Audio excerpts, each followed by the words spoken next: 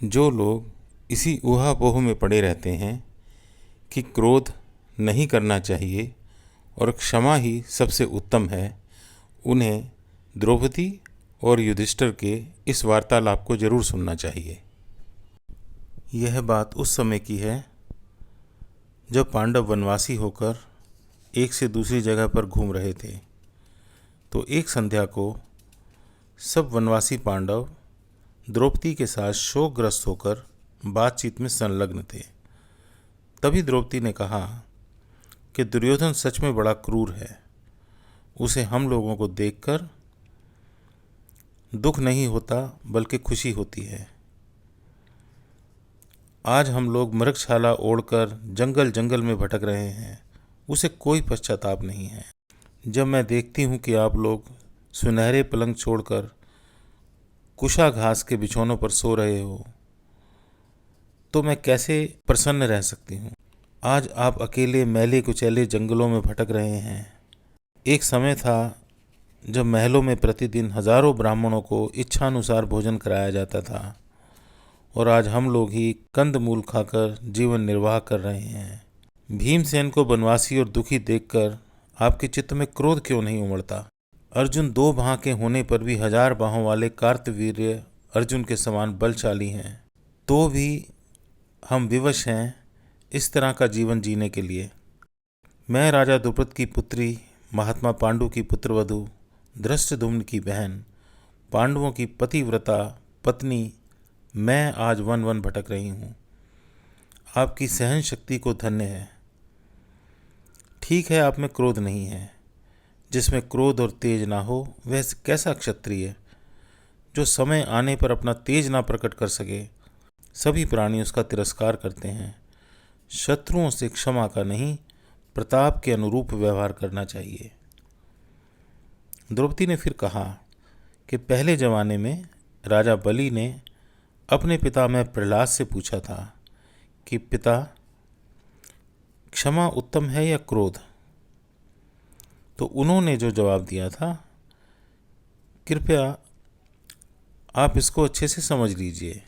प्रहलाद जी ने कहा कि क्षमा और क्रोध दोनों ही एक व्यवस्था है। ना सर्वदा क्रोध उचित है और ना ही क्षमा। जो पुरुष सर्वदा क्षमा करते जाते हैं, उनके सेवक, पुत्र, दास और उदासीन वृत्ति के पुरुष भी कटु वचन कहकर तिरस्कार करने लगते हैं, अवज्ञा करते हैं। धूर्त पुरुष क्षमाशील को दबाकर उसकी स्त्री तक को हड़प लेते हैं। स्त्रियां भी स्वेच्छानुसार बर्ताव करने लगती और पतिव्रत धर्म से भ्रष्ट होकर अपने पति का भी अपकार कर डालती हैं।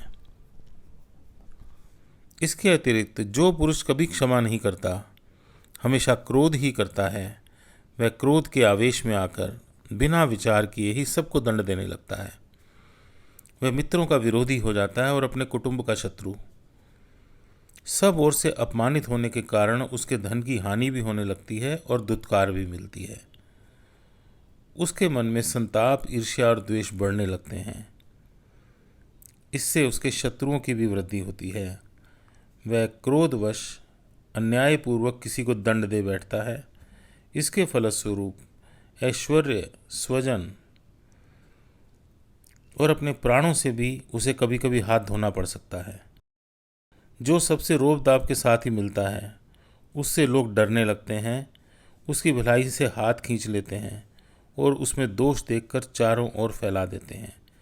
इसलिए ना तो हमेशा उग्रता का बर्ताव करना चाहिए, ना हमेशा सरलता का। समय के अनुसार उग्र और सरल बन जाना चाहिए। जो समय अनुसार सरलता और उग्रता को धारण करता है, उसे इस लोक और परलोक में सुख की प्राप्ति होती है। अब मैं तुम्हें क्षमा करने के अवसर भी बतलाता हूँ।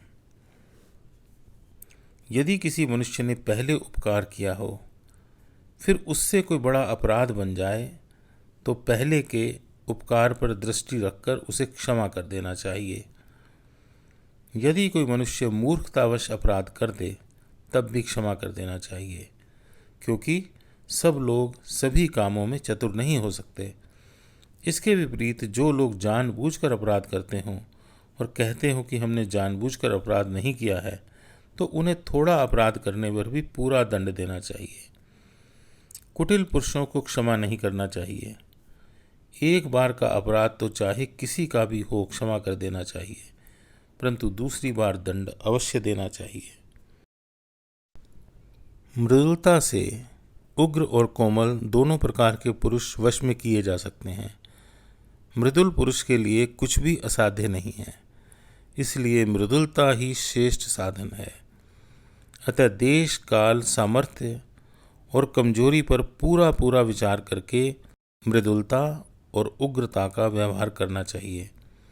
कभी कभी तो भय से भी क्षमा करनी पड़ती है। यदि कोई इसी प्रकार से बर्ताव करता है तो उसे क्षमा ना करके क्रोध से काम लेना चाहिए।